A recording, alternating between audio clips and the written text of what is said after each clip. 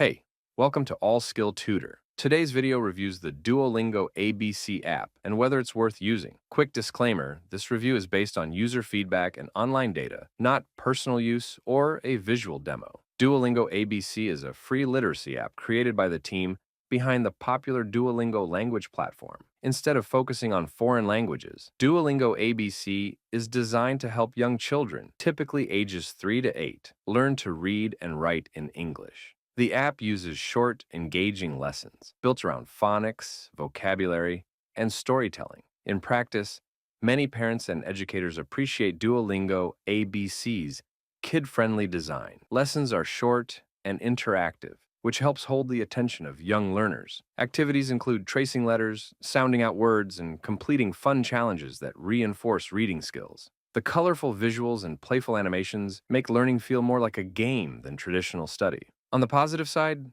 Duolingo ABC is completely free, with no ads or hidden costs. It has hundreds of lessons designed by literacy experts, and the app gradually adapts to a child's progress. Parents also highlight the benefit of offline access, which means kids can learn without requiring constant internet connection. Still, the app has some limitations. Duolingo ABC is focused only on early reading in English, so it isn't a full language learning tool like the main Duolingo app. Some parents mention that while the lessons are fun, they may not always provide enough depth for children who need extra support in specific areas. Others note that older kids may outgrow the app quickly, as it's primarily tailored to beginners. In summary, Duolingo ABC is worth using if you want a free, interactive, and child-friendly way to introduce young learners to reading in English. It's ideal for early literacy development, but not a replacement for more comprehensive reading programs once children advance. This is not a commercial or paid promotion,